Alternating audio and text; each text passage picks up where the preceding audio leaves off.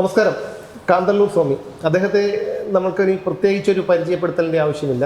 പക്ഷേ കല ടീച്ചറെ പരിചയപ്പെടുത്തേണ്ട ആവശ്യമുണ്ട്. കാരണം നമ്മുടെ പ്രേക്ഷകർക്ക് അത്ര പരിചിതമല്ല.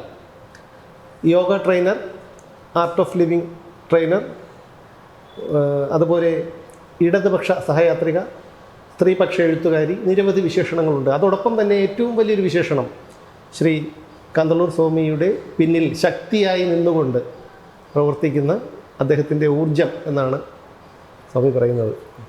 നമസ്കാരം. ശരിയല്ലേ? ശരിയല്ലേ സ്വാമി? ഊർജം ശരിയാണ്. എഴുത്തിൻ്റെ കാര്യത്തിലാണ് ഒരാൾ ഒരു എഴുത്തുകാരൻ, ഒരു ക്രിയേറ്റർ, എഴുത്തെന്ന് പറയുന്നത് എഴുത്തുകാരൻ സമൂഹത്തിൽ നല്ലതും ചീത്തയുമായിട്ടുള്ള സമൂഹത്തിലെ നമ്മുടെ കാഴ്ചപ്പാടുകൾ, ആ സമൂഹത്തെ നമ്മൾ എങ്ങനെ നോക്കിക്കാണുന്നു എന്നുള്ളതാണ്. ഇപ്പോൾ തന്ത്രമാന്ത്രിക നോവലുകൾ എഴുതുന്ന ആളാണ് ഞാൻ. ഇപ്പോഴത്തെ കാലഘട്ടത്തിൽ നമ്മളിപ്പോൾ ടി വി തുറന്നാലും ഏത് വാർത്തകൾ വന്നാലും തന്ത്രമാന്ത്രികമായിട്ട് ബന്ധപ്പെടുത്താൻ കാലഘട്ടത്തിന് ഉപയോഗിക്കുന്ന ഒരു ലോകമുണ്ട്. ഇത് മീഡിയ മാത്രമല്ല, ആൾക്കാർക്ക് എന്നാൽ വായനക്കാർക്ക്, പ്രേക്ഷകരെ ആകാംക്ഷ ഉണ്ടാക്കാവുന്ന തരത്തിലുള്ള ഒരു വിഷയം കൊണ്ടുവരുമ്പോൾ ഈ മാന്ത്രികതയ്ക്ക് വലിയ പങ്കുണ്ട്. എന്നെ അത്ഭുതപ്പെടുത്തുന്ന ഒരു കാര്യം, എൻ്റെ പുസ്തകങ്ങൾ തന്ത്രമാന്ത്രിക പുസ്തകങ്ങളും പുരാണങ്ങളാണ്. എല്ലാ എൻ്റെ 45 പുസ്തകങ്ങളും നന്നായിട്ട് വിറ്റുപോകുന്നതിൻ്റെ പിന്നിൽ ആൾക്കാർക്ക് ആകാംക്ഷ ഉണ്ടാകുന്ന എന്തോ ഒന്നുണ്ടതാണ്. അപ്പോൾ അത് തന്നെയാണ് സമൂഹത്തിൽ സംഭവിക്കുന്നത്. കുറ്റാന്വേഷണ നോവൽ പോലെ തന്നെ ഒരു കുറ്റാന്വേഷണത്തിൽ ഒരു കൊലപാതകം നടന്നാൽ ഇതാരാണ് ചെയ്തതെന്ന് അറിയാൻ ഉള്ള വ്യഗ്രത പ്രേക്ഷകനുള്ളതുപോലെ തന്നെ ഒരു വിഷയമുണ്ടായാൽ ഈ തന്ത്രമാന്ത്രികമായിട്ട് ബന്ധമുണ്ടാക്കാവുന്ന തരത്തിലുള്ള വിഷയങ്ങൾ ഇപ്പം നിലവിൽ നമ്മൾ ഏത് കാര്യം എടുത്താലും ഉള്ളത്. ഇത്തരം പുസ്തകങ്ങൾ വ്യത്യസ്തമായി കാണുന്നതാണ് കല ടീച്ചർ. ഇത്തരം പുസ്തകങ്ങളിൽ നിന്ന് അവരുടേതായിട്ടുള്ള കാഴ്ചപ്പാടുകളിൽ നിന്ന് എൻ്റെ ജീവിതത്തിലേക്ക് വന്നു കഴിയുമ്പം എൻ്റെ ഇത്തരം പുസ്തകങ്ങൾ അവരുടെ ജീവിതത്തിൽ ടച്ച് ചെയ്തിട്ടേ ഇല്ല. ടി വാസുദേവനും മുകുന്ദനും അങ്ങനെയുള്ള അത്തരത്തിലുള്ള ശരാശരിക്ക് മുകളിൽ നിൽക്കുന്ന പ്രേക്ഷക ഹൃദയങ്ങളിലേക്ക് സാഹിത്യത്തെ, ഭാഷയെ കൊണ്ടെത്തിക്കുന്ന മൂല്യമുള്ള എഴുത്തുകാരുടെ മുമ്പിൽ നിന്നിട്ടുള്ള ആളാണ് ടീച്ചർ. എനിക്ക് മനസ്സിലാക്കിയിട്ടുണ്ട്. അനന്തഭദ്ര സിനിമ കണ്ടിട്ട് മനസ്സിലാക്കാതെ ഇറങ്ങിപ്പോയ ആളാണെന്ന് പറഞ്ഞിട്ടുണ്ട്. അനന്തഭദ്രം പോലുള്ള എൻ്റെ ആദ്യത്തെ സിനിമ, അത് വർഷങ്ങൾക്ക് ശേഷം എൻ്റെ കൂടെ വന്നതിന് ശേഷം കാണുമ്പോഴാണ് അത് മനസ്സിലാകുന്നത് തന്നെ. ആദ്യം എന്താണെന്ന് പോലും മനസ്സിലാക്കിയില്ല. അപ്പം അത്രയും വിഭിന്നമായി നിന്ന ഒരാളുടെ ജീവിതത്തിലേക്ക് വരുന്നു. ഏറ്റവും വിഭിന്നമായി ജീവിക്കുന്ന ഒരാള്, ആ രണ്ട് ധ്രുവങ്ങളിൽ ജീവിക്കുന്ന പേര് ഒരുമിച്ച് വരുന്നു. ആ ഒരുമിച്ച് വരുമ്പോൾ ഈ ദാമ്പത്യത്തിനുണ്ടാകുന്ന ഒരുപാട് വിള്ളലുകളും വീർപ്പുമുട്ടലുകളും സംഘർഷങ്ങളും ഒക്കെ ഉണ്ടാകാൻ സാധ്യതയുള്ളതാണ്. ഇവിടെ ഈ ദാമ്പത്യം എന്തുകൊണ്ട് ഇങ്ങനെ നിലനിൽക്കുന്നു എന്ന് പറഞ്ഞാൽ രണ്ടുപേരും അപ്പോൾ തന്നെ രണ്ട് ഐഡന്റിറ്റിയാണ്. ആ ഐഡന്റിറ്റി ഉള്ള അപ്പോൾ തന്നെ അതിനെ ഇങ്ങനെ പൂത്തിരി പോലെ അങ്ങനെ കത്തിക്കൂല. അത് പറഞ്ഞ് അവിടെ അങ്ങ് അവസാനിപ്പിക്കുന്നത് കൊണ്ടാണ് ദാമ്പത്യം 10-12 വർഷമായിട്ട് അങ്ങനെ തന്നെ നിലനിൽക്കുന്നത്. അതായത് ഈ ടീച്ചറെ ചോദിച്ചോട്ടെ, അതായത് ഈ ദാമ്പത്യം ഇപ്പം സ്വാമി പറഞ്ഞിരുന്നു, അത് നിലപാടുകളിൽ ഉറച്ചു നിൽക്കുമ്പോഴും അത് ദാമ്പത്യ ജീവിതത്തിലേക്ക് ആ നിലപാടുകളെ കൊണ്ടുവരാൻ ശ്രമിച്ചിട്ടില്ല എന്നുള്ളതാണ്. കൊണ്ടുവരാത്തത് കൊണ്ടാണ് ഈ ദാമ്പത്യം ഇങ്ങനെ ഇത്രയും ശക്തമായി തന്നെ മുന്നോട്ട് പോകുന്നത്. അത് സുനിൽ പരമേശ്വരൻ എന്ന് പറയുന്ന വ്യക്തി ഒരു സിംഹത്തെ പോലെ ഒരാളാണ്. അദ്ദേഹത്തിൻ്റെ ഊർജ്ജം അതാണ്. അദ്ദേഹത്തിൻ്റെ ഇപ്പോൾ നമ്മൾ പറയില്ലേ പൗരുഷം, അത് വളരെ ഹൈപ്പായിട്ടുള്ള ഒരാളാണ് അദ്ദേഹം. അപ്പോൾ ഞാൻ മനസ്സിലാക്കിയിട്ടുള്ളതും എൻ്റെ ഗുരുമുഖത്തു നിന്നും ഒക്കെ എനിക്ക് കിട്ടിയിട്ടുള്ള ഒരറിവ് വെച്ചിട്ട് ഒരു ദാമ്പത്യ ജീവിതം നിലനിൽക്കണമെങ്കിൽ പുരുഷൻ്റെ ഈഗോയെ നമ്മൾ ഹേർട്ട് ചെയ്യാൻ പാടില്ല. കാരണം അവൻ ലോകത്ത് മറ്റെന്തും സഹിക്കും, അവൻ്റെ പുരുഷത്വത്തെ ഹേർട്ട് ചെയ്യുന്നത് ഒഴികെ. അതുപോലെ തന്നെയാണ് സ്ത്രീയുടെ ഇമോഷണലി ചില ബോണ്ടേജസ് അവർക്കുണ്ട്. അമ്മ, സഹോദരങ്ങൾ, അങ്ങനെയൊക്കെയുള്ള ഇത് രണ്ടും സംഭവിക്കുന്നില്ല. അതാണ് ഈ ദാമ്പത്യത്തിൻ്റെ വിജയം. അദ്ദേഹത്തിൻ്റെ പൗരുഷത്വത്തെ ഒരിക്കലും ഞാൻ ചോദ്യം ചെയ്തിട്ടില്ല. അതുപോലെ തന്നെ എൻ്റെ ഇമോഷനിലുള്ള ഈ അറ്റാച്ച്മെൻറ്റിന് എന്നും എനിക്ക് കൂട്ടായി നിന്നിട്ടേ ഉള്ളൂ. അതുകൊണ്ട് തന്നെ അതിലുപരി അദ്ദേഹത്തിൻ്റെ സ്നേഹത്തിനും കരുതലിനും വലിയ ആഴമുണ്ട്. അത് നമുക്ക് സമാനതകളില്ലാത്തതാണ് ആ കരുതലും സ്നേഹവും. പൊട്ടിത്തെറിക്കുന്ന ആൾ തന്നെ അപ്പം നമ്മൾ വിചാരിക്കും, ഓ എന്തിനാ അങ്ങനെ ആ ഒരു തോട്ട് പ്രോസസ്സ് നമ്മുടെ ഉള്ളിൽ തുടങ്ങുമ്പോൾ തന്നെ നമ്മുടെ മുന്നിൽ ഉയർന്നു നിൽക്കുന്നത് അദ്ദേഹത്തിൻ്റെ മറ്റേ സൈഡാണ്. ആ കരുതൽ, ആ സ്നേഹം. ഞാൻ എപ്പോഴും ആലോചിക്കാറുണ്ട്, ഇത്രയുമൊക്കെ കരുതാൻ മാത്രം എന്താണ് ഞാൻ അദ്ദേഹത്തിന് വേണ്ടി ചെയ്തതെന്ന് ഓർക്കാറുണ്ട്. ഈ കഴിഞ്ഞ പുസ്തക പ്രകാശന ചടങ്ങിൽ ടീച്ചറുടെ സംസാരം അത് വളരെയധികം അവിടെ ഇരുന്ന സദസ്യരെ മുഴുവൻ ആകർഷിച്ചതാണ്. ഞാനും പ്രതീക്ഷിച്ചില്ല ഇത്രയ്ക്കും ഞെട്ടിപ്പിക്കുന്ന ഒരു സംസാരം ടീച്ചറുടെ ഭാഗത്തു നിന്നും ഉണ്ടാകുന്നത്. അപ്പോൾ അതിൽ പറഞ്ഞിരുന്നു ഈ സ്വാമിയെ നിയന്ത്രിച്ച് കൊണ്ടുപോകാൻ അമിതമായ കോപമുള്ള ഒരാളാണെന്ന് പറയുന്നു. കോപം കോശങ്ങളെ നശിപ്പിക്കുന്നു എന്ന് എഴുതുന്ന ആളാണ്. അപ്പോൾ അത്രയും കോപമുള്ള ഒരാളെ അതായത് ഈ ഒരു പ്രായത്തിനിടയിൽ 45 പുസ്തകങ്ങൾ എഴുതുക എന്ന് പറഞ്ഞാൽ അത് ചെറിയൊരു കാര്യമല്ല. അത് മാത്രമല്ല 19 മണിക്കൂർ കൊണ്ടൊരു നോവൽ, 3 നോവലുകൾ എഴുതിയിരിക്കുകയാണ് 19 മണിക്കൂറുകൾ കൊണ്ട്. അപ്പം ടീച്ചർ പറഞ്ഞല്ലോ, അതേക്കുറിച്ചൊന്ന് പറയാമോ? കാരണം സദസ്സിലിരുന്നവർ കേട്ടിരുന്നു, പക്ഷേ ഈ എഴുത്തിന് പിന്നിൽ, അതായത് അങ്ങനെ ഒരു അറ്റ്മോസ്ഫിയർ ഇല്ലെങ്കിൽ, അതായത് നമുക്ക് എഴുത്തെന്ന് പറഞ്ഞാൽ നമ്മളിപ്പോൾ ദോശ ചുടും പോലെയോ അല്ലെങ്കിൽ ഒരു നാരങ്ങ വെള്ളം ഉണ്ടാക്കുമ്പോഴോ ചായ ഉണ്ടാക്കുമ്പോലെയോ ഒരു മനസ്സുകൊണ്ട് ചെയ്യാൻ പറ്റുന്ന ഒന്നല്ല. അതിന് പ്രത്യേകിച്ചിട്ടുള്ള ഒരു അന്തരീക്ഷം അല്ലെങ്കിൽ ഒരു മനസ്സുണ്ടാവണം.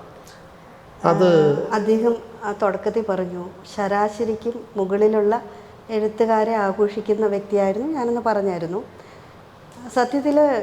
സത്യം അദ്ദേഹം പറഞ്ഞത്. എനിക്ക് അദ്ദേഹത്തിൻ്റെ ലൈഫിലേക്ക് കടന്നു കഴിഞ്ഞ് പിന്നെയാണ് ഇദ്ദേഹം ഇത്രയും വലിയൊരു എഴുത്തുകാരനാണെന്ന് ഞാൻ തിരിച്ചറിയുന്നത്. അദ്ദേഹത്തിൻ്റെ ജീവിതത്തിലേക്ക് കടന്നു വരുമ്പോൾ എനിക്ക് അദ്ദേഹത്തെക്കുറിച്ച് ഒന്നും അറിയില്ല. ഞാൻ കല്യാണം കഴിച്ചത് അല്ലെങ്കിൽ സഹയാത്രികയാകാൻ ആഗ്രഹിച്ചത് കാന്തല്ലൂർ സ്വാമി എന്ന സ്പിരിച്വൽ ആളിൻ്റെ കൂടെ തന്നെയാണ്. അദ്ദേഹത്തിൻ്റെ ഡെപ്ത് അറിയുന്നത് പിന്നെയാണ് ഞാൻ ആ കൃതികളെല്ലാം പരിചയപ്പെട്ടു തുടങ്ങിയത്. അപാര സിദ്ധിയുള്ളൊരു എഴുത്തുകാരനാണ് അദ്ദേഹം. ആ എഴുത്തിൻ്റെ സിദ്ധി എന്ന് പറയുന്നത് അദ്ദേഹം പറഞ്ഞല്ലോ മാന്ത്രികതയുടെ എഴുത്തുകാരനാണെന്ന്. മാന്ത്രികതയിൽ മാത്രം തളച്ചിടേണ്ട ഒരാളല്ല സുനിൽ പരമേശ്വരൻ എന്ന് പറയുന്ന എഴുത്തുകാരൻ.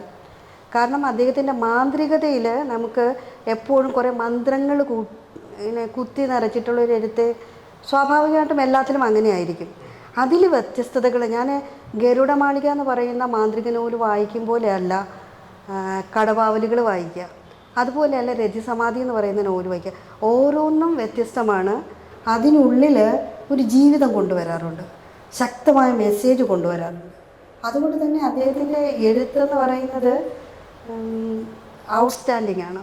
നമുക്ക് പ്രവചിക്കാൻ കഴിയാത്ത ഒരു സിദ്ധി വൈഭവം തന്നെയാണത്. അതുകൊണ്ട് തന്നെ അദ്ദേഹത്തിൻ്റെ എഴുത്തിന് തടയിടാൻ ഒന്നിനും കഴിയാറില്ല. ഇപ്പോൾ ബഹളങ്ങളുള്ള ഒരു അന്തരീക്ഷത്തിലിരുന്നും അദ്ദേഹം എഴുതും, ശാന്തമായ ഒരു അന്തരീക്ഷത്തിലിരുന്നും അദ്ദേഹം എഴുതും. എഴുതി തുടങ്ങിയാൽ നമ്മൾ ഇടയ്ക്ക് സംസാരിച്ചാലും അതൊന്നും വിഷയമാക്കാറില്ല. ആകെയുള്ളത് ഇച്ചിരി അടക്കം കൂടുതലുള്ള ആളാണ്, വൃത്തി, അച്ചടക്കം, അങ്ങനെയൊക്കെ. ഞാനാണെങ്കിൽ വൃത്തിയും വെടുപ്പൊക്കെ ഉള്ള ആൾ തന്നെയാണ്. പക്ഷേ നമുക്കിപ്പോൾ ഒരു സാധനം എടുത്ത് അപ്പം തന്നെ അവിടെ വെക്കാൻ ചിലപ്പോൾ സാഹചര്യങ്ങൾ ഉണ്ടായെന്ന് വരില്ല. അപ്പം നമ്മൾ അവിടെ വെച്ചിട്ടായിരിക്കും, ജസ്റ്റ് അവിടെ വെച്ചിട്ടേ ഉണ്ടാവുള്ളൂ. അത് മതി ദേഷ്യം വരാൻ. അത്രയ്ക്കും മൂല്യങ്ങൾ ഭയങ്കരമായിട്ട് സൂക്ഷിക്കുന്ന ഒരാളാണ്. ആ മൂല്യത്തിൽ നിന്ന് വിട്ടൊരു അവസ്ഥ പറ്റില്ല. പിന്നെ ദാനശീലം, അതും ഭയങ്കരമാണ്. അപ്പോൾ ഈ മൂല്യങ്ങളിൽ നിന്ന് ആ മൂല്യങ്ങളിൽ പെടുന്നതാണ് ഈ അച്ചടക്കവും.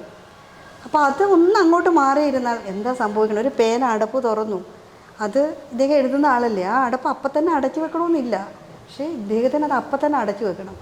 ആ ദേഷ്യം വന്നു കഴിഞ്ഞാൽ ഒരു പൊട്ടിത്തെറിയാണ്. ആ പൊട്ടിത്തെറിക്ക് ശേഷം എനിക്കറിയും, ആദ്യമൊന്നും ഞാൻ ആലോചിച്ചിട്ടുണ്ട് ഇതിനെ എങ്ങനെയാണ് നിയന്ത്രിക്കാൻ പറ്റാത്ത കോപമാണുള്ളത്. പക്ഷേ അത്രേ ഉള്ളൂ. അദ്ദേഹത്തിന് തൊട്ടടുത്ത നിമിഷം ടീച്ചറെ എന്ന് വിളിച്ചിട്ട് എൻ്റെ അടുത്ത് വരും. പക്ഷെ എൻ്റെ ഉള്ളിൽ അതിന് കഴിയണില്ല. ഞാൻ മനസ്സിലാക്കുന്നത് അദ്ദേഹത്തിൻ്റെ ഉള്ളിലെ നിഷ്കളങ്കതയാണ്. എൻ്റെ ഉള്ളിൽ അത്രയും നിഷ്കളങ്കതയില്ല. അതുകൊണ്ട് തന്നെ ഒരു ദിവസമൊക്കെ ഞാൻ പിണങ്ങിയിരിക്കും. ഞാൻ വിചാരിക്കും, എന്തിനാ, ഒരു തെറ്റും ഞാൻ ചെയ്തിട്ടില്ലല്ലോ, എന്തിനാണ് എന്നോടിങ്ങനെ ദേഷ്യപ്പെടുന്നത്? ഞാൻ ചോദിക്കാറുണ്ട്, എന്തിനാ എന്നോടിങ്ങനെ ദേഷ്യപ്പെടുന്നതെന്ന്. പക്ഷേ പിന്നെ എനിക്ക് മനസ്സിലായി, അത്രയും ഏറെ നിഷ്കളങ്കനായ ഒരാളാണ് എപ്പോഴും പൊട്ടിത്തെറിക്കുന്നത്. ആ പൊട്ടിത്തെറി അപ്പം തന്നെ മാറ്റി വെക്കാൻ കഴിയുന്നത് നിഷ്കളങ്കനെ പറ്റൂ. എന്നെപ്പോലെ മനസ്സിൽ ഇച്ചിരിയൊക്കെ ഒത്തിരിയും സൂക്ഷിക്കാറില്ല, അങ്ങനെ ഇച്ചിരിയൊക്കെ സൂക്ഷിക്കുന്ന ആളിന് സമയമെടുക്കും ആ ഒരു പെയിനിൽ നിന്ന് പുറത്ത് വരാൻ. അപ്പം ഞാൻ ചോദിക്കും, എന്നിട്ട് ഞാൻ നേരെ തന്നെ ചോദിക്കും. അത് മാത്രമല്ല, ഞങ്ങളുടെ ഇടയിലുള്ള വഴക്കുകൾക്ക് ആഴമില്ലാതെ വരുന്നത്, എനിക്ക് നൊന്താൽ ഞാൻ പറയും എനിക്ക് നോവുന്നുണ്ടെന്ന്, പിന്നെ ഒന്നും പറയില്ല. അത്രയും കരുതലുണ്ട്, വാക്കുകളിൽ പോലും അത്രയും കരുതൽ സൂക്ഷിക്കുന്നുണ്ട്. അതുപോലെ സ്വാമി, കപട സന്യാസിയുടെ ആത്മകഥ വായിച്ചു കഴിഞ്ഞാൽ സ്വാമി എന്താണെന്നുള്ള കാര്യം ഒരാൾക്ക് മനസ്സിലാകും. എങ്ങനെയാണ് ടീച്ചർ സ്വാമിയുടെ ജീവിതത്തിലേക്ക് വരാനുണ്ടായ ഒരു സാഹചര്യം? അത് നമ്മുടെ ജീവിതത്തിൽ ഒരു വിധി കൊണ്ട് വേർപെട്ടു പോയി. ഇല്ലെങ്കിൽ അത് വിധിയിലേക്ക് ചെന്നെത്താനുള്ള അനുഭവങ്ങളുണ്ടാവും. അത് എല്ലാവരുടെ കാര്യത്തിലും അങ്ങനെയാണ്. എനിക്കിപ്പോൾ ടീച്ചറിനോടൊപ്പം ജീവിച്ച് ജീവിതത്തിൻ്റെ എല്ലാ സൗഭാഗ്യങ്ങളും അനുഭവിക്കണം എന്നുണ്ടെങ്കിൽ ആ സൗഭാഗ്യത്തിലേക്ക് ചെന്നെത്താനൊരു കാരണമുണ്ടാവും. അത് നമ്മുടെ മാത്രമല്ല, എല്ലാ മനുഷ്യൻ്റെ കാര്യത്തിലുമുണ്ട്. ഇപ്പോൾ നമ്മൾ പല പോലീസ് ഉദ്യോഗസ്ഥന്മാർ ജയിൽ ശിക്ഷ അനുഭവിച്ചിട്ടുണ്ട്, ചില മന്ത്രിമാർ ജയിൽ ശിക്ഷ അനുഭവിച്ചിട്ടുണ്ട്. ഞാൻ ഇത്തരം കാര്യങ്ങൾ പുറകിലോട്ട് പോകുമ്പം അവർക്കൊരു വിധിയുണ്ട്. ഇപ്പോൾ ഒരുപക്ഷെ ഞാനൊരു നല്ല ബിസിനസ്സുകാരനായിരുന്ന ആളാണ്, ഇഷ്ടംപോലെ ധനം ഉണ്ടാക്കിയ ആളാണ്, സൗഭാഗ്യങ്ങൾ ഒരുപാട് അന്ന് ബിസിനസ്സിൻ്റെ കാര്യത്തിൽ വന്ന് നിറഞ്ഞ ആളാണ്. അക്കാലത്ത് ഞാൻ ആ ബിസിനസ്സുമായിട്ട് തുടർന്ന് പോയിക്കൊണ്ടിരുന്നെങ്കിൽ ഒരുപക്ഷെ ഞാൻ ഈ 45 നോവൽ എഴുതൂല, ഞാൻ 7 തവണ ഹിമാലയം നടന്നു കയറില്ല, ഞാൻ മഹാസിദ്ധന്മാരെയും സന്യാസിമാരെയും കാണില്ല. മനുഷ്യൻ്റെ ജീവിതാനുഭവങ്ങളും മനുഷ്യൻ്റെ ദുരന്തങ്ങളും എൻ്റെ ഹൃദയത്തിലേക്ക് ആവാഹിച്ചെടുക്കാൻ പറ്റില്ല. യഥാർത്ഥത്തിൽ ഒരു സ്ത്രീയോടുകൂടെ ഒരു സ്ത്രീ എന്താണ് എന്നെനിക്ക് തിരിച്ചറിയാൻ പറ്റില്ല. ഇപ്പോൾ നമ്മളെ പോലെ എഴുതുന്ന ആളാണെങ്കിലും സമൂഹത്തിൽ നിൽക്കണമെങ്കിൽ ഒരുപാട് ഞാൻ എൻ്റെ കപട സന്യാസ ആത്മകഥയ്ക്കകത്ത് പറഞ്ഞിരിക്കുന്ന ഒരുപാട് സ്ത്രീകളുണ്ട് അല്ലേ. എല്ലാ സ്ത്രീകളെ കുറിച്ച് എഴുതിയിട്ടുണ്ട്. വിഭിന്നമായ സ്ത്രീകൾ അല്ലേ, ഒറ്റപ്പെട്ടു പോയ സ്ത്രീകൾ, സ്നേഹിക്കപ്പെടുന്ന സ്ത്രീകൾ, ഇല്ലെങ്കിൽ പൊയ്മുഖമുള്ള സ്ത്രീകൾ, പകയുള്ള സ്ത്രീകൾ, അടുക്കും തോറും അകലുകയും അകലും തോറും അടുക്കുകയും ചെയ്യുന്ന സ്ത്രീകൾ, ഒരു കൈ കൊണ്ട് തല്ലുകയും മറ്റേ കൈ കൊണ്ട് തലോടുകയും ചെയ്യുന്ന സ്ത്രീകൾ, ചിരിച്ചുകൊണ്ട് കരയുകയും കരഞ്ഞുകൊണ്ട് ചിരിക്കുകയും ചെയ്യുന്ന സ്ത്രീകൾ. ഇത്തരം സ്ത്രീകൾ സമൂഹത്തിലുണ്ട്, ഇത്തരം പുരുഷന്മാരുമുണ്ട്. അതേപോലെ അതേ ത്രാസിൽ തന്നെ വയ്ക്കാവുന്ന പുരുഷന്മാരുമുണ്ട്. പ്രബലന്മാരായ പുരുഷന്മാരും അബലകളായ സ്ത്രീകളിലും. ഇത് നമ്മുടെ ഈ കാലഘട്ടത്തിൻ്റെ ഒരു അവസ്ഥയിലൂടെയാണ്. നമ്മുടെ അത്തരം ഒരു പുസ്തകം എഴുതാനായിട്ടുള്ളൊരു കാരണം, ആ പുസ്തകം ഒരു സമൂഹത്തിൽ ഒരാൾക്കെങ്കിലും ജീവിതം എന്താണെന്ന് മനസ്സിലാക്കാൻ പറ്റുമെങ്കിൽ നീ ഏത് വഴിയെ നീ പോകരുത്. ഇനി ആ വഴിയിലൂടെ നീ സഞ്ചരിക്കുമ്പോൾ നിനക്ക് തിരിച്ചറിവുണ്ടാകുന്ന എന്തെങ്കിലും മാർഗനിർദ്ദേശങ്ങളുണ്ടായാൽ നീ തിരിച്ചറിയുക. ഒരു കുടുംബം എങ്ങനെയായിരിക്കണം, ആ കുടുംബത്തിലേക്ക് ഒരു സൗഹൃദങ്ങളെ എവിടെ നിർത്തണം. ഇപ്പോൾ വീടിൻ്റെ പൂമുഖത്ത് നിർത്തേണ്ട ഒരാളെ കിടപ്പറയിലേക്ക് നമ്മൾ സൗഹൃദത്തിൻ്റെ പേരിൽ വിളിച്ചു വരുത്തിയാൽ ഉണ്ടാകുന്നത്, ഒരു വീട്ടിൽ വെച്ച് മദ്യപാനം നടത്തിയാൽ എന്താണ് ഉണ്ടാകുക. കുട്ടികളെ എങ്ങനെയാണ് വളർത്തേണ്ടത്, സുഖദുഃഖങ്ങൾ അനുഭവിച്ച അവനെ മനസ്സിലാക്കി കൊടുത്താണോ നമ്മൾ വളർത്തേണ്ടത്. നമ്മളെപ്പോഴും ഇവിടുത്തെ അച്ഛനമ്മമാരെങ്ങനെയാണ്, അവരുടെ സ്വകാര്യമായിട്ടുള്ള ദുഃഖങ്ങളെല്ലാം മാറ്റിവെച്ചുകൊണ്ട് കുട്ടികൾക്ക് സുഖങ്ങൾ പകർന്നു കൊടുക്കും. ഇപ്പോൾ ഒരുപാട് എൻ്റെ അടുത്ത് വരുന്ന കുട്ടികൾ കഷ്ടപ്പെട്ട് പഠിപ്പിക്കുകയാണ്. കഷ്ടപ്പെട്ട് പഠിപ്പിക്കുന്ന മാതാപിതാക്കൾ അവരുടെ കഷ്ടപ്പാടിൻ്റെ ഒരംശം കുട്ടികളിൽ പറഞ്ഞു കൊടുക്കണം. ഇല്ലെങ്കിൽ അവരുടെ രീതി സുഖഭോഗങ്ങളിലേക്ക് മാറും. ഇപ്പം ഇത് വേണം, വണ്ടി വേണം എന്ന് പറഞ്ഞ് നിലവിളിച്ച് കരഞ്ഞ് വഴക്കുണ്ടാക്കി ബഹളം ഉണ്ടാക്കി പ്രശ്നം ഉണ്ടാക്കുന്ന എത്രയോ കുട്ടികളുണ്ട്. ഇവിടെ ആ വീട്, അവർ താമസിക്കുന്ന വീട് ലോൺ കൊടുക്കാൻ അടയ്ക്കാൻ പറ്റാത്ത വിധത്തിലുള്ള വരും. അത്തരത്തിൽ മാതാപിതാക്കൾ, ഒരു ദാമ്പത്യം എങ്ങനെയായിരിക്കണം, അച്ഛനമ്മമാരെങ്ങനെയായിരിക്കണം, അച്ഛനമ്മമാരെങ്ങനെയാണ് കുട്ടികളോട് പെരുമാറേണ്ടത്, അവരുടെ മാതാപിതാക്കളോട് എങ്ങനെയാണ് പെരുമാറുന്നത്, നമുക്ക് പരിചയമില്ലാത്തൊരു സ്ത്രീയോട് നമ്മളെങ്ങനെയാണ് പെരുമാറേണ്ടത്. ഇത്തരം അവസ്ഥകളിലൂടെ ചെന്നെത്തുന്നവർക്കുള്ള ഒരു പാഠമാണ് ഒരു കപട സന്യാസിയുടെ ആത്മകഥ. അതുകൊണ്ടാണ് ഞാൻ തുറന്നെഴുതിയത്. നമ്മൾ സ്ത്രീയെ സ്പർശിച്ചിട്ടുണ്ടെങ്കിൽ ആ സ്പർശിക്കുന്ന പോലും അതിനകത്ത് എഴുതിയിട്ടുള്ള കാര്യം അതാണ്. ഒരു പുരുഷൻ, ഭാര്യയുള്ളൊരു പുരുഷൻ അന്യ സ്ത്രീയായിട്ടോ സൗഹൃദം ഉണ്ടായാൽ എവിടെയാണ് ചെന്ന് നിൽക്കുക? ആ സ്ത്രീ എങ്ങനത്തുള്ളതാണ്, ആ സ്ത്രീയുടെ കാഴ്ചപ്പാട് എങ്ങനെയാണ്, ആ സ്ത്രീ ചൂഷണം ചെയ്യാനുള്ള സാധ്യതയുണ്ടോ? ഇപ്പോൾ ഇന്നലെ എന്നെ ഒരു സ്ത്രീ വിളിച്ചിരുന്നു. ഞാൻ ഇവിടെ മുറിപ്പാലത്തറി തമ്പുരാൻ്റെ അവിടെ ഫലം പറയുമ്പോൾ വന്നൊരു സ്ത്രീയാണ്. ഭർത്താവും കൂടെ ഇരിക്കുമ്പോൾ തന്നെ അവിടെ കോടിക്കണക്കിന് രൂപയുള്ള സ്വത്തുക്കളിൽ ഭർത്താവ് ദൂർത്തടിച്ചതിനെ കുറിച്ച് പറയുമ്പോൾ ഭർത്താവ് നിശബ്ദനാണ്. സ്വന്തം സഹോദരി, ആ ഭർത്താവിൻ്റെ സഹോദരി ചൂഷണം ചെയ്ത് കൊണ്ടുപോയേക്കാണ് മുഴുവൻ.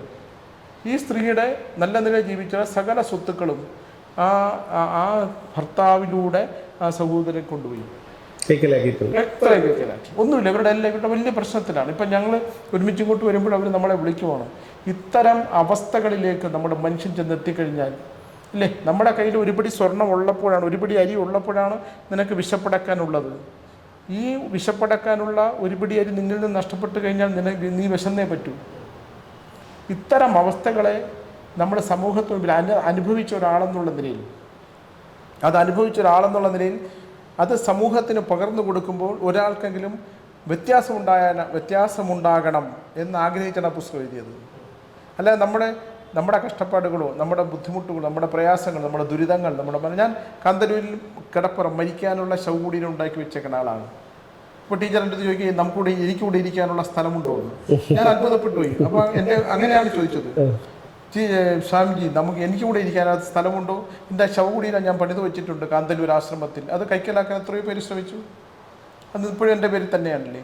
അപ്പോൾ ആ ശവകുടീരം ഇരിക്കുന്ന സ്ഥലത്ത് ഒരാൾ കൂടി ഇരിക്കാൻ സ്ഥലമുണ്ടോ എന്ന് ചോദിക്കുന്ന ആളാണ്.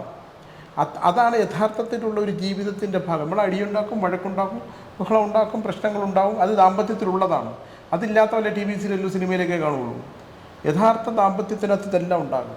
അപ്പോൾ ഇത് വ്യത്യസ്ത സ്വഭാവമുള്ള രണ്ട് മനുഷ്യർ, ആ മനുഷ്യരെ വിവാഹം കഴിച്ച് ഒരുമിച്ച് ജീവിക്കുമ്പോൾ പൊരുത്തം ഇയാൾ ഇന്നതായിരുന്നു എന്ന് തിരിച്ചറിയുമ്പം ഒരാൾ പോകും ഈ ഭൂമിയിൽ നിന്ന്, ഫോട്ടോയിലായിരിക്കും പിന്നെ അല്ലേ, അയ്യോ എൻ്റെ ഭർത്താവ് ഇതായിരുന്നു, ഞാൻ അദ്ദേഹത്തിന് ഇന്നെങ്ങനെയൊക്കെ ചെയ്യേണ്ടിയിരുന്നോ, ഞാൻ അദ്ദേഹത്തിന് ഇങ്ങനെയൊക്കെ സംസാരിച്ചിരുന്നില്ലേ, ഞാൻ ഇതായിരുന്നില്ലേ. അപ്പോഴത്തേക്ക് ആളില്ല പറയാൻ. ജീവിച്ചിരിക്കുമ്പോൾ തന്നെ നമ്മൾ ഇത്തരം അവസ്ഥകൾ തിരിച്ചറിഞ്ഞ് പൊരുത്തപ്പെട്ട് ജീവിക്കുമ്പോഴാണ്. ഒറ്റപ്പെട്ടു പോയാൽ ഞാൻ ഒറ്റപ്പെട്ട ഒരുപാട് കാലം ജീവിച്ച ഒരാളാണ്. ആ ഒരു വലിയ ഗ്യാപ്പുണ്ട് ആ ഒറ്റപ്പെടലിൽ. ആ ഒറ്റപ്പെടലിലൂടെ എൻ്റെ ജീവിതത്തിലൂടെ കടന്നുപോയ സ്ത്രീയും പുരുഷന്മാരും ഒക്കെ ഒരുപാട് പേരുണ്ട്. അതാണ് ആ പുസ്തകത്തിനകത്ത് എഴുതിയേക്കുന്നത്. വ്യത്യസ്തമായ ഭാവങ്ങളിലൂടെ, വ്യത്യസ്തമായ സൗഹൃദങ്ങളിലൂടെ, വ്യത്യസ്തമായ രീതികളിലൂടെ നമ്മളിലൂടെ കടന്നുപോയ ഒരുപാട് പേരുണ്ട്. അപ്പോൾ ഒരാൾ വരുമ്പം, ഇപ്പോൾ ടീച്ചർ എൻ്റെ അടുത്ത് വരുമ്പോൾ 10-12 പുസ്തകം ഞാൻ എഴുതിയിട്ടുള്ളൂ, 45 പുസ്തകം എഴുതി. അഡമൻ്റായിട്ടുള്ള എൻ്റെ കഥാപാത്രങ്ങളെ പോലെ തന്നെ എൻ്റെ സ്വഭാവവും അത് തന്നെയാണ്. അത്തരത്തിലുള്ള എഴുത്തിനകത്ത് സഹകരിക്കുമ്പോൾ ഞാൻ ആരാച്ചനം എടുത്ത് മഴവെള്ളത്തിൽ എറിഞ്ഞിട്ടുണ്ട്. എറിയുമ്പോൾ അതിൽ നിന്ന് സംയമനത്തോടെ അത് മറിച്ചുകൊണ്ടുവന്ന് വീണ്ടും എഴുതണം എന്ന് പറഞ്ഞ് വെച്ചിട്ട് പോകുന്ന ഒരു ഭാര്യയാണ്. അങ്ങനെ ഉണ്ട്. അയാളെ ഏതെങ്കിലും ആവട്ടെ, എടുത്തെറിഞ്ഞെങ്കിൽ അവിടെ കിടക്കട്ടെ എന്നല്ല പറയും വിചാരിക്കുക. അത് പോയി എടുത്ത് കൊണ്ടുവന്നിട്ട് അവിടെ വെച്ചിട്ട് പോകും. കുറേ കഴിയുമ്പോൾ നമ്മൾ വീണ്ടും എടുത്തെഴുതും. വ്യത്യസ്തമായ, ഒരേ സമയം വ്യത്യസ്തമായ സ്വഭാവ വൈരുദ്ധ്യങ്ങൾ പ്രകടിപ്പിക്കുന്ന ഒരു എഴുത്തുകാരനും. കാരണം മാന്ത്രിക നോവൽ എഴുതുകയും കുറ്റാന്വേഷണ നോവൽ എഴുതുകയും കുട്ടികളുടെ നോവൽ എഴുതുകയും തന്ത്രമന്ത്രാദികളുടെ നിഗൂഢമായ ഊഹാന്തരങ്ങളിലൂടെ കടന്നുപോയി എഴുതുന്ന മാനസികാവസ്ഥയിൽ ഒരേ സമയം രാവിലെ ഉച്ചയ്ക്കും വൈകുന്നേരവും വ്യത്യസ്തമായ 3 നോവൽ എഴുതുന്ന ഒരാൾ കടന്നു പോകുന്നൊരു വഴിയുണ്ട്. ഇതും കഴിഞ്ഞ് എനിക്കൊന്നുമില്ല, ഇതൊന്നും എഴുതിയില്ലെങ്കിലും ഒന്നുമില്ല, കുറേ കഴിഞ്ഞ് മിണ്ടായിരുന്നിട്ട് എഴുതും. അപ്പം അങ്ങനത്തെ അത്തരത്തിൽ ഒരാളുടെ ഈ കഥാപാത്രങ്ങൾ എന്നുള്ള ചെറുതല്ല, ഒരു കഥാപാത്രത്തിൻ്റെ ബീജം അത് വളർന്ന് അതിൻ്റെ യൗവനാവസ്ഥ, എൻ്റെ ശൈശവവും ബാല്യവും കൗമാരവും യൗവനവും, അതിൻ്റെ വാർദ്ധക്യം, ഇതിൻ്റെ മൃത്യു, ഇതിൻ്റെ മുഹൂർത്തങ്ങൾ, ഇതിൻ്റെ സംഘർഷങ്ങൾ, ഇത് കടന്നു പോകുന്നത് ഒരു എഴുത്തുകാരനിലൂടെ തന്നെയാണ്. അവൻ്റെ ഈ തലച്ചോറിൽ ഇത് മൂന്നും പോകുന്നതാണ്. ഒരു പുരാണകൃതി എഴുതുമ്പോഴും, ഒരു കുറ്റാന്വേഷണം എഴുതുമ്പോഴും, ഒരു മന്ത്രവാദ നോവൽ എഴുതുമ്പോഴും 3 എത്ര കഥാപാത്രങ്ങളിലൂടെ ഒരാൾ യാത്ര ചെയ്യുവാണ്. അങ്ങനെ എഴുതുന്നതാണ് ഇഷ്ടം. ഒരു സമയം ഒരു നോവൽ ആലോചിച്ച് ഓൺലൈൻ ഉണ്ടാക്കുന്ന പരിപാടി പേനയും പേപ്പറും എടുത്ത് എഴുതുകയാണ്. അപ്പോൾ കൂടാതെ ജീവിക്കുന്ന ആൾ ഇദ്ദേഹം ഇങ്ങനെയാണെന്ന് തിരിച്ചറിയുന്നതാണ് ഈ ദാമ്പത്യത്തിൻ്റെ ബലം. ഈ ഇടതുപക്ഷ സഹയാത്രികയാണ്, അതുപോലെ സ്ത്രീപക്ഷ എഴുത്തുകാരിയുമാണ്. അങ്ങനെയൊക്കെയുള്ള ഒരാൾക്ക് എങ്ങനെയാണ് ഈ സ്വാമി പറഞ്ഞതുപോലെ ദേഷ്യം വന്നതൊക്കെ എടുത്ത് കളയുമ്പോൾ ഇന്നും തിരിച്ചെടുത്തുകൊണ്ട് വയ്ക്കാനും ഇങ്ങനെ ഒരു സഹനശക്തിയോടുകൂടി പെരുമാറാനും ഒക്കെ കഴിയുന്നത്? അത് അദ്ദേഹത്തിനുള്ള ഒരു അടിയുറച്ച സ്നേഹവും പ്രണയവും കൊണ്ടാണോ? പ്രണയം എറ്റേണലല്ലേ, അത് ഒരിക്കലും അന്ത്യമില്ലാത്തതല്ലേ. അതിലുപരി ഞാൻ മനസ്സിലാക്കുന്നത്, ഒരു സ്ത്രീയും പുരുഷനും ഒരുമിച്ച് ജീവിക്കുമ്പോൾ, ഭാര്യ ഭർത്തൃ ബന്ധത്തിലേക്ക് വരുമ്പോൾ നമ്മൾ പരസ്പരം മനസ്സിലാക്കുക എന്നത് വലിയൊരു കാര്യമാണ്. നമ്മുടെ സ്ത്രീകളിൽ അത് ഒരു പരിധിവരെ ഉണ്ട്, ഇല്ല എന്നല്ല. ശരിക്കും മനസ്സിലാക്കേണ്ടത്, നമുക്ക് എന്താ പറയണ്ടേ, ജീവിതം തുടങ്ങിക്കഴിയുമ്പോൾ കുട്ടികളായി, പിന്നെ നമുക്ക് വലിയ വീട്, ബംഗ്ലാവ്, ഇതൊക്കെ എല്ലാ സ്ത്രീകളുടെയും സ്വപ്നമാണ്. പക്ഷെ ഞാൻ വിചാരിക്കുന്നത്, നമ്മൾ ഒരാളുടെ ജീവിതത്തിലേക്ക് കടന്നു ചെല്ലുമ്പോൾ നമ്മളെല്ലാവരും തന്നെ വ്യത്യസ്ത വ്യക്തികളാണ്. പെണ്ണായാലും ആണായാലും അതൊക്കെ നമുക്ക് ഈ ഭൗതികമായ മേഖലയിൽ പെണ്ണും ആണുമൊക്കെ ഉള്ളൂ. അല്ലാത്തതിൽ ഓരോരോ ജന്മങ്ങളാണ്. ഓരോ ജന്മങ്ങൾക്കും ഒരു ഉദ്ദേശം ഉണ്ടാവും. എനിക്കൊരു ജന്മ ഉദ്ദേശം ഉണ്ടാവും, അതുപോലെ തന്നെ അദ്ദേഹത്തിന് ഒരു ജന്മ ഉദ്ദേശം ഉണ്ടാവും. നമ്മളൊരു അദ്ദേഹത്തിൻ്റെ ജീവിതത്തിലേക്ക് കടന്നു ചെന്നപ്പോൾ എൻ്റെ പ്രഥമമായ ധർമ്മം എന്ന് പറയുന്നത്, ആ വ്യക്തിയുടെ എന്താണോ അദ്ദേഹത്തിൻ്റെ ജീവിതത്തിൻ്റെ ലക്ഷ്യം, അത് നിറവേറ്റാൻ അദ്ദേഹത്തെ സഹായിക്കുക എന്നതാണ്. ഞാനെന്നല്ല, ഏത് സ്ത്രീയും അങ്ങനെ ആയിരിക്കണം എന്നാണ് എൻ്റെ സ്ത്രീപക്ഷ ചിന്താഗതി. കാരണം ഒരു പുരുഷനിൽ, അല്ലെങ്കിൽ തിരിച്ചും അങ്ങനെ തന്നെ, അവന് ഇപ്പം എന്നിലെ പൂർണ്ണതയ്ക്ക് വേണ്ടി അദ്ദേഹം ഒരുപാട് സപ്പോർട്ട് ചെയ്യാറുണ്ട്. എൻ്റെ കലാപരമായ എല്ലാ കഴിവുകളും അദ്ദേഹം പ്രോത്സാഹിപ്പിക്കാറുണ്ട്. അതാണ് എല്ലാ ജീവിതത്തിലും വേണ്ടതെന്നാണ് എൻ്റെ അഭിപ്രായം. അറിയുക ആ വ്യക്തിക്ക് എന്താണ് ജീവിതത്തിൻ്റെ പൂർണ്ണത കൊടുക്കുന്നത്. ഞാനത് തിരിച്ചറിഞ്ഞു. അദ്ദേഹത്തിൻ്റെ പൂർണ്ണത എന്ന് പറയുന്നത് എഴുത്ത് തന്നെയാണ്. ആ പൂർണ്ണതയിലേക്ക് എത്താൻ അദ്ദേഹത്തെ സഹായിക്കാനാണ് ഞാൻ ഉണ്ടാവേണ്ടത്. ബാക്കിയൊക്കെ പിന്നത്തെ അതിൻ്റെ പിന്നിലേ വരത്തുള്ളൂ. കാരണം കുട്ടികൾ ഉണ്ടാവുന്നു, വീട് വെക്കുന്നു, കാർ എടുക്കുന്നു. എന്നെ സംബന്ധിച്ചോളം എല്ലാം തൃപ്തിയാണ്. എനിക്ക് ഒരു കുഞ്ഞെടുത്ത് പൂർണ്ണ തൃപ്തിയോടെ ഇരിക്കാൻ പറ്റും. വലിയ ഒരു ക്രൗഡിനുള്ളിലും മീൻസ് വലിയ ഒരു ആർഭാടത്തിനുള്ളിലും തൃപ്തിയായിട്ടിരിക്കാൻ പറ്റും. എപ്പോഴും തൃപ്തമാണ് എൻ്റെ മനസ്സ്. എനിക്ക് ആകെ ഒരു ചിന്ത ഇദ്ദേഹത്തിൻ്റെ സ്വപ്നങ്ങളെ എവിടെ എത്തിക്കുക, അദ്ദേഹത്തിൻ്റെ പൂർണ്ണതയിലേക്ക്. അദ്ദേഹം അതിനായിരിക്കുമല്ലോ എന്നെ തിരഞ്ഞെടുത്തിട്ടുണ്ടാവുക. ആ സ്വപ്നങ്ങളുടെ പൂർണ്ണത എങ്ങനെയൊക്കെ എനിക്ക് നൽകാൻ കഴിയും. അതാണ് എപ്പോഴും സുനിൽ പരമേശ്വരൻ എന്ന് പറയുന്ന എഴുത്തുകാരൻ്റെ ഭാര്യയായി നിൽക്കുമ്പോൾ എൻ്റെ ചിന്ത. അദ്ദേഹത്തിൻ്റെ സ്വപ്നങ്ങൾക്ക് കൂട്ടാവുമ്പോഴേ ഞാൻ അദ്ദേഹത്തിൻ്റെ നല്ല പങ്കാളിയാവുന്നുള്ളൂ. അല്ലെങ്കിൽ നമ്മൾ ആ പങ്കാളിയാവുന്നത് എങ്ങനെയാണ്? നമ്മൾ പറയാറില്ലേ, നമ്മൾ 7 വർഷം ഞങ്ങൾ പ്രണയിച്ചു ജീവിച്ചു. എന്തുകൊണ്ടാണ് പ്രണയ വിവാഹങ്ങളൊക്കെ പരാജയപ്പെടുന്നത്? പ്രണയം ഇല്ലാണ്ടാവുന്നു, അവിടെ ആസക്തി മാത്രം ബാക്കിയാവും. ആസക്തിയാണ് പ്രണയം എന്ന പേരിൽ. പ്രണയം അതല്ല. രാധയ്ക്ക് കൃഷ്ണനോടുണ്ടായിരുന്ന പ്രണയം, പാർവതി മാതാവിന് ശിവനോടുണ്ടായിരുന്ന പ്രണയം, അത് അങ്ങ് അറ്റത്തെയാണ്. അതാണ് പ്രണയം. കാരണം നീ എന്ത് ചെയ്താലും നീ എൻ്റെ ഭാഗമാണ്. നീ എന്ത് ചെയ്താലും നിൻ്റെ പൂർണ്ണതയ്ക്കാണ് ഞാനിവിടെ ഉള്ളത്. അതാണ് പ്രണയം. മറ്റേതൊക്കെ ആസക്തിയാണ്. ആസക്തി നൈമിഷികമാണ്. മറ്റേത് എറ്റേണലാണ്, യുഗങ്ങളോടെ ശാശ്വതമാണ്. കാരണം അതുകൊണ്ടാണല്ലോ ദ്വാപര യുഗം കഴിഞ്ഞിട്ട് എത്ര കാലമായി. അന്നത്തെ കൃഷ്ണനും രാധയുമാണ് ഇന്നത്തെയും പ്രണയ സങ്കല്പം. അതിനപ്പുറത്തേക്കൊന്നും വരുന്നില്ല. എനിക്ക് അദ്ദേഹത്തോട് അഗാധമായ പ്രണയമുണ്ട്. സുനിൽ പരമേശ്വരൻ എന്ന് പറയുന്ന വ്യക്തിയെ ഞാൻ അഗാധമായി പ്രണയിക്കുന്നുണ്ട്. ആ പ്രണയം എന്ന് പറയുന്നത് രാധയ്ക്ക് കൃഷ്ണനോടുള്ള പോലെ തന്നെയാണ്. അത് ആസക്തിയില്ല. അതിൽ ആസക്തിയില്ല. എനിക്കൊരു ആസക്തിയുമില്ല. അദ്ദേഹം എന്ത് തന്ന, ഞാൻ പറഞ്ഞല്ലോ നേരത്തെ, ഞാൻ തൃപ്തയാണ്. അദ്ദേഹത്തോടൊപ്പമുള്ള ജീവിതത്തിൽ പൂർണ്ണ തൃപ്തി എനിക്കുണ്ട്. ആസക്തികളില്ല എനിക്ക്. കാരണം ആസക്തി വരാൻ പാകത്തിന് എന്നെ കൊണ്ട് എത്തിക്കുന്നില്ല അദ്ദേഹം. ഞാനൊന്ന് ആഗ്രഹിക്കുന്നതിന് മുമ്പ് തന്നെ എനിക്ക് വേണ്ടി ഒരുക്കി വയ്ക്കുന്ന ഒരാളിനോട് ബേസിക്കലി ആ സ്വഭാവം അതാണ്. ആർക്കും എന്തും ഒരുക്കി വയ്ക്കുന്ന ഒരാളാണ്. എന്നെ കണ്ണ് നനയിപ്പിക്കുന്ന പല സന്ദർഭങ്ങളുണ്ട്. എൻ്റെ അമ്മയുടെ ജീവിതത്തിലാണെങ്കിലും എൻ്റെ ആങ്ങളമാരുടെ ജീവിതത്തിലേക്കാണെങ്കിലും ഒക്കെ ഇദ്ദേഹത്തിൻ്റെ കരുതലെന്ന് പറയുന്നത്, അദ്ദേഹം എന്നെ മാത്രം, അത് പുറത്തുള്ള ആൾക്കാരോടും അങ്ങനെ തന്നെയാണ്. സുനിൽ പരമേശ്വരൻ എന്ന് പറയുന്ന വ്യക്തിയുടെ ബേസിക് ക്യാരക്ടർ അതാണ്. അതിൽ നിന്ന് അദ്ദേഹത്തെ വ്യത്യസ്തനാക്കാൻ പറ്റില്ല. കാരണം അദ്ദേഹം സഹാനുഭൂതിയും ജീവകാരുണ്യവും മൂല്യങ്ങളുമുള്ള ഒരാളാണ്. അങ്ങനെ ഒരാൾക്കും തോൽപ്പിക്കാൻ പറ്റില്ല. കാരണം കാലം എപ്പോഴും അങ്ങനെയുള്ളവരെ താങ്ങും. ദൈവികത എന്ന് പറയുന്നത് അങ്ങനെയുള്ളവരെ നിലനിർത്താനാണ്. മറ്റൊക്കെ നമുക്ക് കുറച്ച് നാൾ പിടിച്ചു നിൽക്കാം. പണത്തിൻ്റെയും പ്രതാപത്തിൻ്റെയും ഒക്കെ ഇതിൽ നമുക്ക് കുറച്ച് നാൾ പിടിച്ചു നിൽക്കാം. അത് അന്തിമമായ വിജയം എന്ന് പറയുന്നത് മൂല്യമുള്ള ആൾക്കാർക്ക് തന്നെയായിരിക്കും. അതുകൊണ്ടാണ് അദ്ദേഹം മൂല്യവത്തായിട്ട് ഇപ്പോൾ നിലനിൽക്കുന്നത്. ഇപ്പോൾ 45ാമത്തെ നോവൽ എഴുതിയിട്ടിരിക്കുന്നതും 46ൻ്റെ പ്രാരംഭ പണികൾ തുടങ്ങിയതും അതേ അത്രയും ശുദ്ധനായതുകൊണ്ടാണ്. ദേഷ്യം അങ്ങേയറ്റത്തെയാണ്, അത് ഞാൻ സമ്മതിക്കുന്നു. അങ്ങേയറ്റത്തെ ദേഷ്യമാണ്. ഇദ്ദേഹത്തെ സഹിക്കുക എന്ന് പറയുന്നത് ഇദ്ദേഹത്തിൻ്റെ ദേഷ്യം പക്ഷേ അതിനും അപ്പുറം അദ്ദേഹത്തിൻ്റെ സ്നേഹത്തിനും കരുതലിനും അതിനും അപ്പുറം ഒരു മാനമുണ്ട്. അതിൻ്റെ ഒരു തോട്ട് വന്നാൽ മതി. നമ്മൾക്ക് ഇദ്ദേഹത്തിൻ്റെ കോപമൊന്നും ഒന്നുമല്ല. അതിൽ കോപം നൈമിഷികമായിട്ടാണ് വന്നങ്ങ് പോവുക ചെയ്യുന്നത്. കാരണം ഇന്ന കാരണത്തോടാണ് ഒരു കാരണത്തോടാണ് അദ്ദേഹത്തിൻ്റെ ദേഷ്യം വരുന്നത്.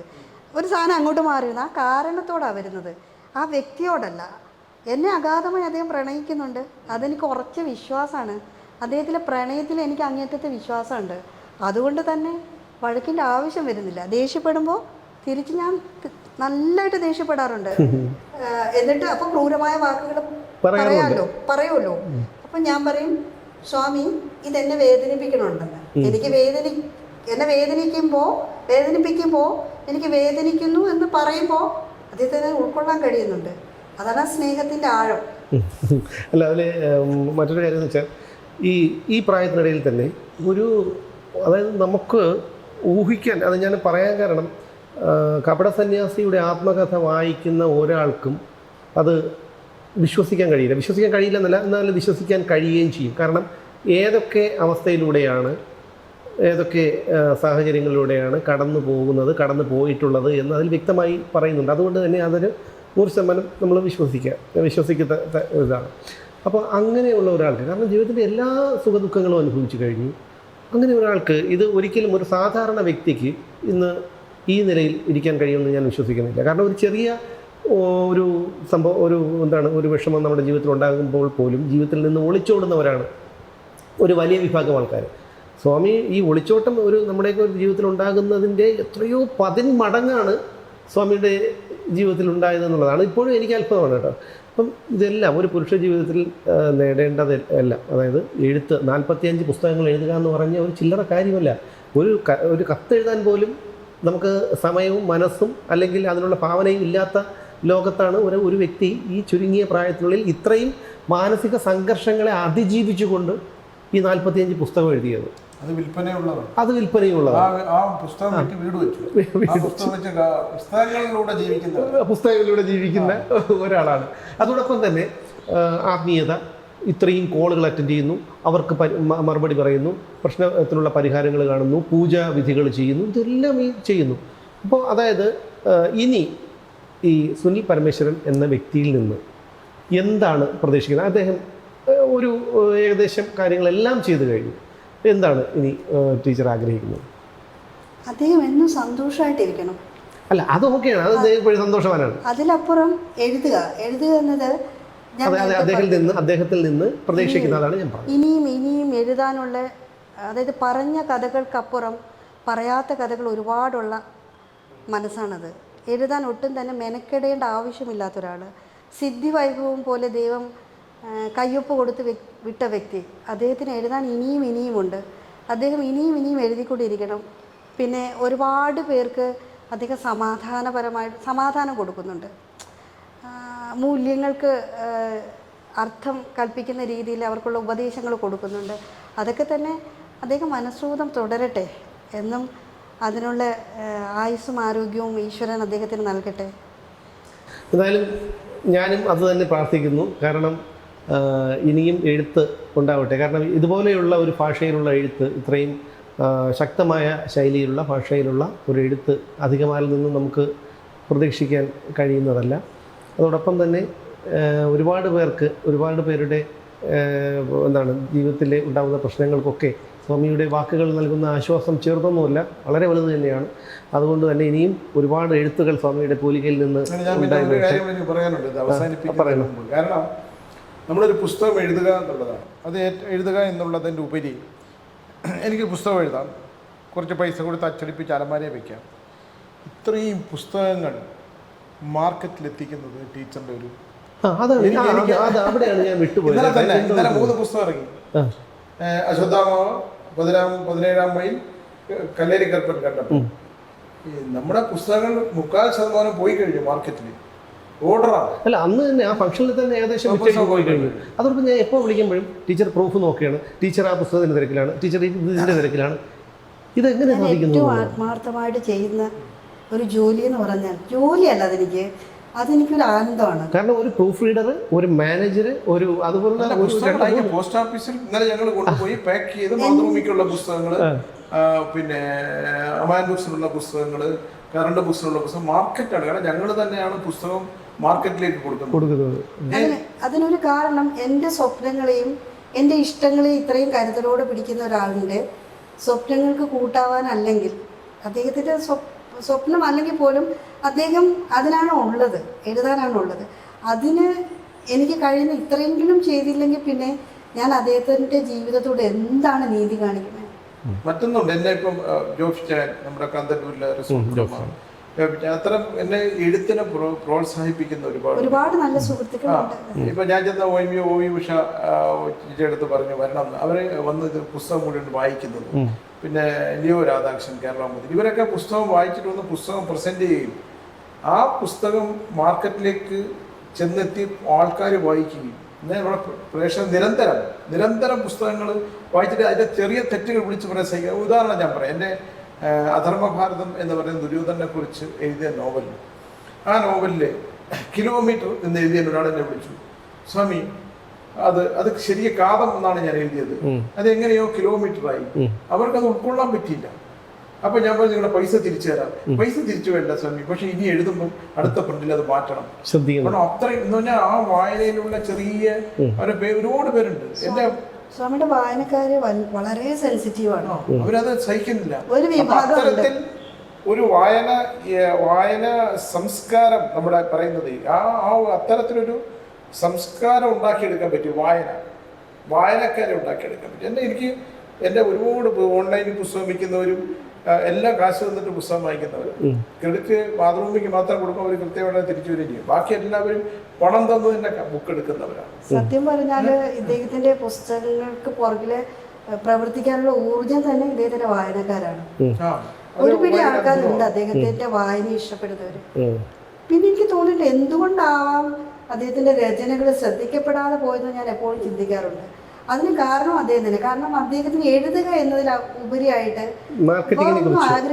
ആഗ്രഹിക്കുന്നില്ല. അതാണ് സത്യം. ഞാൻ അതിന്റെ വിൽപ്പന എന്നുള്ള ലാഭമോ ഇതൊന്നും നോക്കാതെ ഏറ്റവും നല്ല ക്വാളിറ്റി ആയിട്ട് പുസ്തകം ഓറഞ്ച് നമ്മുടെ ഏറ്റവും നന്നായിട്ട് ഏറ്റവും നല്ല പേപ്പറിൽ ഏറ്റവും നല്ല 10 വർഷം കഴിഞ്ഞാലും ആ പേപ്പർ അങ്ങനെ ഇരിക്കും. ഏറ്റവും നല്ല പുസ്തകങ്ങൾ എൻ്റെ കണ്ടന്റിനേക്കാൾ കൂടുതൽ പുസ്തകത്തിന്റെ ക്വാളിറ്റി വൈസ് ഞാൻ തന്നെ പോയി ഇന്ന് വരപ്പിക്കും. ഇപ്പൊ സേതുവാണ് പുസ്തകത്തിന്റെ കവർ വരച്ചത് നമ്മുടെ സിനിമയിലൊക്കെ.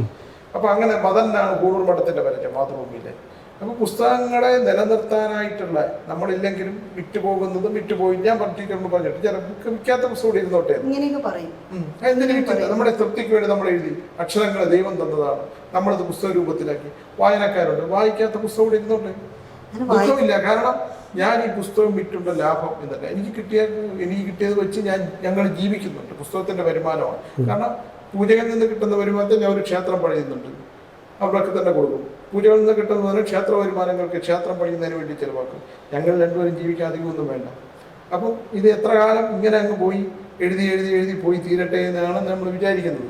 ഇത് ഒരു പാഠം അനുഭവിക്കുന്ന എഴുതുന്ന എഴുത്തുകാർക്കാണെങ്കിൽ ജീവിതത്തിൽ ദുരന്തങ്ങൾ വന്ന് ഞാൻ എപ്പോഴും പറയുന്ന ഒരു കാര്യമുണ്ട്. ജീവിതം എന്ന് പറയുന്നത് ദുരന്തങ്ങളാണ്, ദുഃഖങ്ങളാണ്. എൻ്റെ അടുത്ത് വരുന്ന ഓരോരുത്തരും സുഖമാണ് സ്വാമി എന്ന് പറയുന്ന ആരും എൻ്റെ അടുത്ത് ഇന്നുവരെ വന്നിട്ടില്ല. സഹിക്കാൻ ജീവിതം എങ്ങനെ ആയിത്തീരുന്നു ദുഃഖിക്കുന്നവരുടെ ഇടയ്ക്കിരിക്കുന്ന ഒരാളാണ് ഞാൻ. അവരോട് ഞാൻ പറയട്ടെ, നിങ്ങൾ ഇതിനെല്ലാം അതിജീവിക്കണം. തിരമാലകൾ കണ്ടിട്ടില്ലേ? ഓരോ തിരമാലകൾ ശക്തിയായി ഇത് ശാന്തമായി. ജീവിതം അങ്ങനെയാണ്. അങ്ങനെ ജീവിത ചുഴികളിൽ ചെന്ന് പെടുന്നതിൽ നിന്ന് നമ്മൾ ഉയർത്തെഴുന്നേറ്റ് ശാന്തമായ തീരത്തേക്ക് വന്നറിയുന്ന തിരമാലകൾ പോലെ നമ്മൾ ആയിത്തീരണം. നമ്മൾ മനസ്സുകൊണ്ട് തകരാതിരിക്കണം. നമുക്ക് ജീവിതം നഷ്ടപ്പെടുത്താതിരിക്കണം. എൻ്റെ തന്നെ എനിക്ക് പരിചയമുള്ള ഒരുപാട് പേര് ആത്മഹത്യയും ഒക്കെ ചെയ്ത് ഒരുപാട് പേര് ഇപ്പോഴും പലരും പറയുന്നുണ്ട് സമയം മരിക്കാൻ പറ്റില്ല. അതൊന്നും ചെയ്യരുത്. മരണം എന്നൊക്കെ പറയുന്നതിന് വേറൊരു സബ്ജക്റ്റാണ്. മരണമല്ല, ജീവിക്കാനാണ് ദൈവം ജന്മം തന്നേക്കുന്നത്. അത് ദൈവത്തിന് മാത്രമേ എടുക്കാനുള്ള. ഞാൻ ഒരുപാട് വട്ടം കപട സന്യാസി വായിച്ചിട്ടുണ്ട്. ഒരുപാട് പ്രാവശ്യം മരണത്തിലേക്ക് ഇറങ്ങിപ്പോയ ഒരാളാണ്. അപ്പോഴൊക്കെ തിരിച്ചു വരും, ആരോട് തിരിച്ചു കൊണ്ടുവരും. അതുകൊണ്ട് ഈശ്വരൻ തന്ന ജീവിതത്തിനെ നമ്മൾ നശിപ്പിക്കരുത്. നിങ്ങൾ അത് സമർപ്പണത്തോടുകൂടി എവിടെയാണ് നമുക്ക് പാളിച്ച പറ്റിയത്, ആ പാളിച്ചയിൽ നമുക്ക് എങ്ങനെ കരകയറ്റാൻ പറ്റും. ശത്രുക്കളുണ്ടാവുമല്ലോ. ശത്രുക്കളുണ്ടായാൽ മാത്രമല്ലേ ഫലമുള്ള കൊമ്പില്ലേറുകൾ പഴയ മുത്തശ്ശികളും പറയുന്നത്. ഒരു മാവ് ഉണങ്ങി വരേണ്ടതെന്ന് ആരും അറിയില്ല. അവിടെ ബലപുഷ്ടിയായ മാങ്ങ നിൽക്കുമ്പോൾ മാത്രമേ എറിയുള്ളൂ. അതിനെ ശത്രുവായിട്ട് കാണണ്ട, മിത്രമായിട്ട് തന്നെ കണ്ട് നമ്മുടെ വളർച്ചയിൽ അവർ വളമായി തീരട്ടെ എന്ന് പറഞ്ഞുകൊണ്ട് ഞാൻ നിർത്തുകയാണ്. എനിക്ക് ഈ DNA ചാനലിൻ്റെ സ്വന്തം ചാനലാണ്. അപ്പോൾ അതുകൊണ്ട് എനിക്ക് പറയാനുള്ളത് പറഞ്ഞു. ഞങ്ങൾക്ക് ഇനിയും വരാം. അതുവരെ നമസ്കാരം. ഓരോ ജീവിതവും ഓരോ കഥകളാണ്, വേറിട്ട കഥകളുടെ ഒരു കൂട്ടായ്മ. വേണമെങ്കിൽ നമുക്കതിനെ ഒരു നോവലെന്ന് പേരിടാം. അതുപോലൊരു നോവലല്ലേ നിങ്ങളുടെ ജീവിതവും? എന്താ, ശരിയല്ലേ? നിങ്ങളുടെ അനുഭവങ്ങൾ, കഥകൾ എന്തുമായിക്കൊള്ളട്ടെ, അത് കേൾക്കാൻ DNA ന്യൂസിലൂടെ ഞാൻ എത്തുന്നു. കഥ പോലൊരു ജീവിതം, അതിനായി ഞാൻ നിങ്ങൾക്ക് വേണ്ടി കാത്തിരിക്കുന്നു. നമുക്ക് ഒന്നിച്ച് കാണാം, കുറേ കാര്യങ്ങൾ സംസാരിക്കാം, വേദനകൾ പങ്കിടാം. നിങ്ങളുടെ വിഷയങ്ങൾ, അനുഭവങ്ങൾ അത് ഞങ്ങളെ അറിയിക്കേണ്ട വിലാസം താഴെ കൊടുക്കുന്നു.